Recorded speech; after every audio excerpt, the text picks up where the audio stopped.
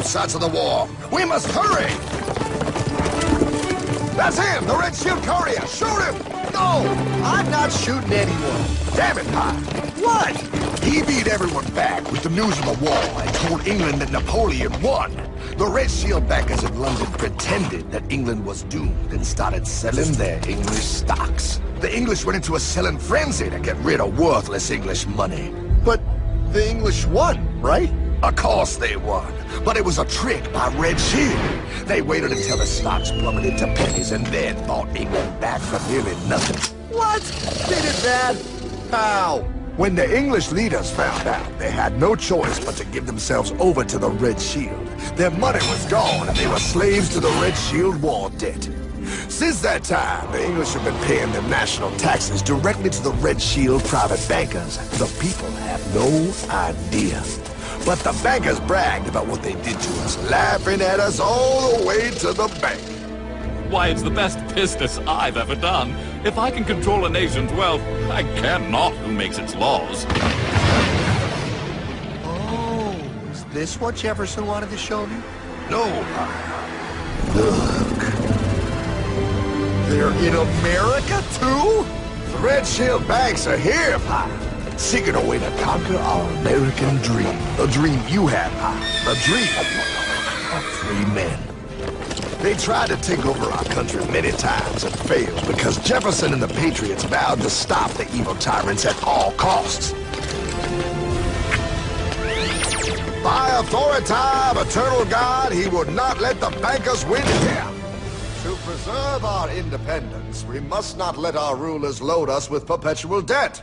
We must make our choice between economy and liberty or profusion and servitude. Wow. I place economy among the first and most important of Republican virtues, and public debt is the greatest of the dangers to be feared. It is incumbent on every generation to pay its own debts as it goes. We must have a central bank to secure this country's finances! If the American people ever allow private banks to control the issue of their money, first by inflation and then by deflation, the banks and corporations that will grow up around them will deprive the people of their property until their children will wake up homeless on the very continent their fathers conquered. Jefferson, you're mad! This country will have a central bank! Who's that? America's first Secretary of Treasury. Alexander Hamilton? Not for long. Aaron Burr, Thomas Jefferson's vice president. They didn't take too kindly to our first Sec Treasury. Sweet shot, Burr. The first attempt at a central bank only lasted 20 years and we shut it down. But the bankers tried again against Old Hickory President Andrew Jackson. You are a den of vipers and thieves. I intend to rout you out, and by the eternal God, I will rout you out. After surviving an assassination attempt, Jackson finally defeated the bank in 1836. When asked what was the greatest accomplishment in his life, Old Hickory replied, I killed the bank. And those were his last words. I killed the bank. And with real money backed with real gold, our country experienced the greatest boom in any nation's history. Oh, it was beautiful, pal. But the bankers, greedy for more power and wealth, were concocting their most ambitious plan yet to once and for all take control of the finances of the United States. In 1910, a secret meeting was held at the J.P. Morgan estate on Jekyll Island off the coast of Georgia. This meeting was so secretive, so concealed from government and public knowledge that the 10 attendees used code names. I am clearly the richest man, so I should be the one to run the super-secret central bank. I own all the oil in America. I'm clearly richer than you will ever be, hula girl. I should run the super-secret central bank. You're nothing compared to me, lube job. I shall run the secret bank. Silence! Supreme Master Leader, I didn't know you were gonna be here. I'm not. Neither are you, dumbass. Oh yeah, right. He's so smart. None of you shall run the bank. We have failed in the past because of openness. This time, the key to success is secrecy. The people must believe that they run the bank. Yes, brilliant! A sneak attack. What's the plan? We first create panic, then we show them the solution. With our man in office and well-planned timing, we will have our central bank. And so the people think it is theirs. We shall christen it Federal. The Federal Reserve.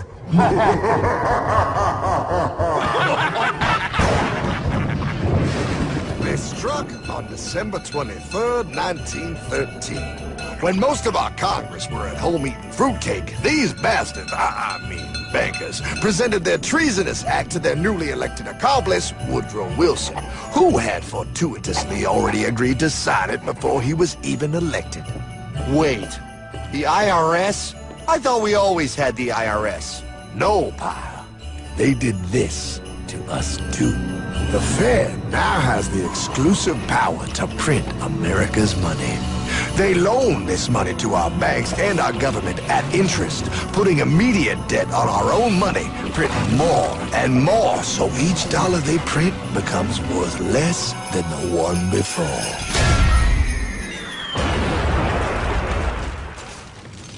Merry Christmas. What in the hell is that? That is how our government now must pay back these debts to the Fed. Your taxes do not go to your government. They don't?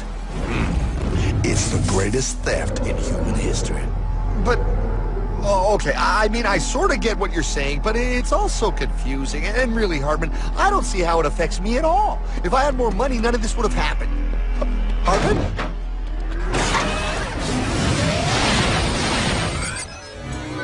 1955? Wow, what are we doing here? Oh, a little bit of shopping. Here, hold this.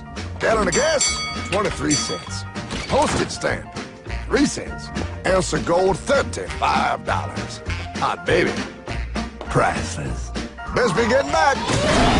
Hey, Hartman! I need my car, man! Oh, was that my gold, Jay? Yeah, he'll be fine.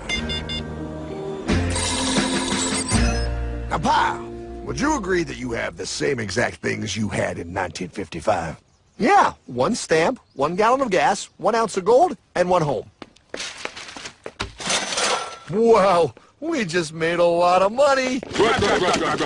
Hey! Gotta pay your taxes. Bet it's nice to have made all that money. Wait, that isn't fair. Now I actually have less money. I can't even go buy the things I just sold. The IRS and the Fed's inflation work together, pal. They aren't just taxing gain, they are taxing their inflation. You are no richer than you were in 1955. Now, does that sound fair or American to you? Yeah, but I mean, who doesn't hate taxes? I hate the IRS anyway. Pal, the higher they make the inflation, the more your money they take. It's thievery. You're not paying taxes on any more. You are paying taxes on the same, and now you have less. They take our property away right in front of our eyes, just like Thomas Jefferson said they would. What's that? Oh, they found us! Quick, my sword! What sword? We don't need your banking machine! I'll condemn you to die, damn it! Die! Pile! The Yankee bogey on my 9! Take him at his knees!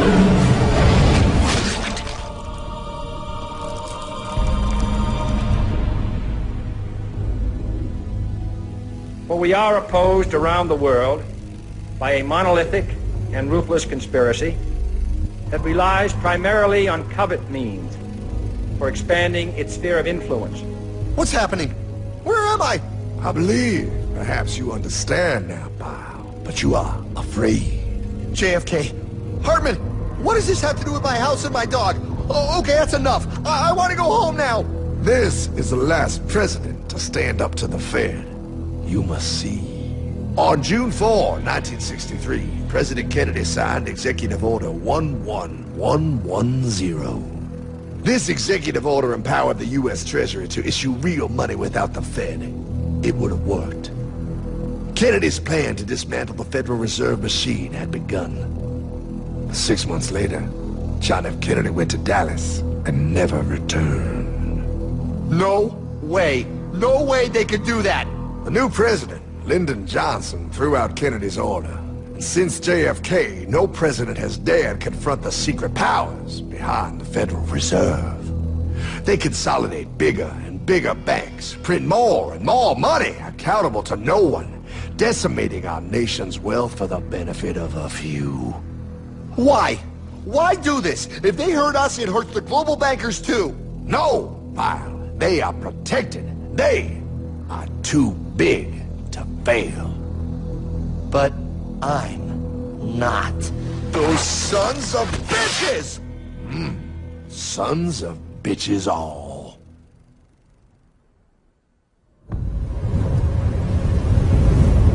The day was cold. The wind sharp and strong. But we were determined. The bankers and their parasites had us vastly outnumbered, but their hubris made them weak. Not like us. Not like this band of immortals we have assembled.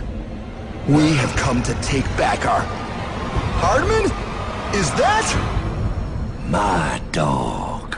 Oh, Then the inevitable. The Money Kings could ignore us no longer.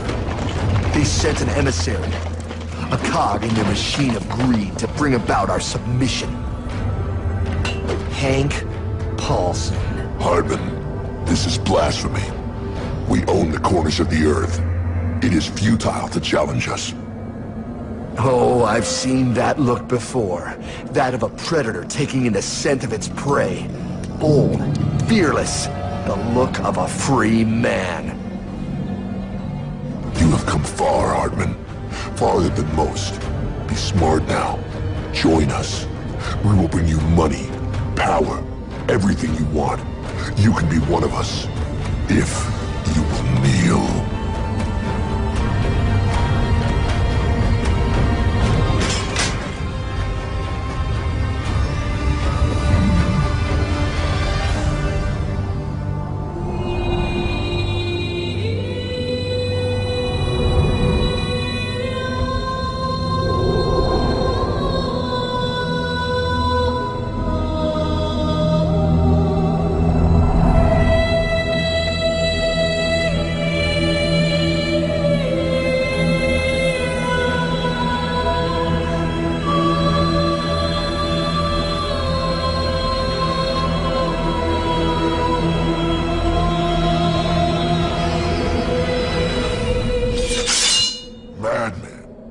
Madman. We're offering you everything. What do you think this is?